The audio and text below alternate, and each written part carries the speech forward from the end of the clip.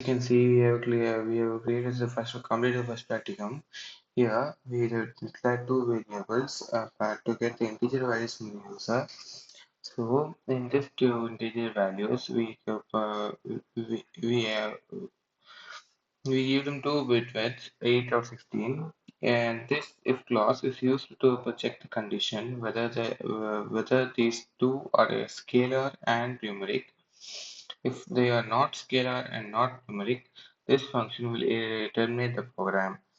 If the user enters invalid options such as 7, 6 or something like that, this if clause will end the program.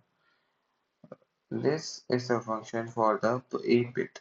So if the user enters 8, the value of the first integer will be reduced to 8 bits, and both the values will be summed up, and if there is an overflow, for example, double plus a if double plus b is greater than 255, which means that there is an overflow.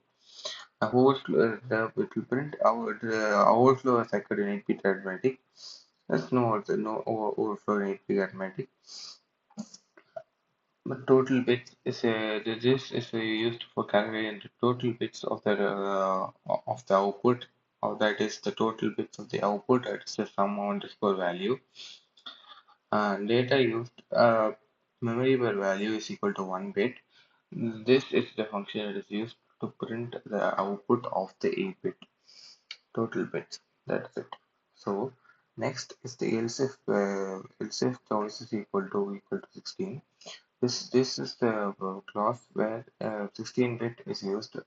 So when the user enters 16, the value of each of the variables is changed to 16 bits, and the value is summed. If there is an overflow, as the same as here, if there is an overflow, there will be a message.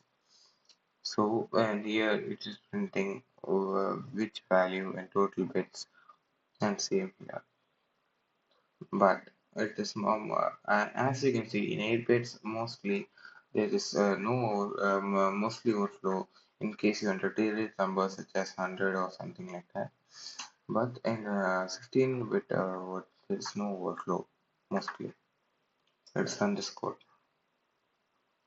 It is integer, enter something like 2, 3, and that is something like a bit.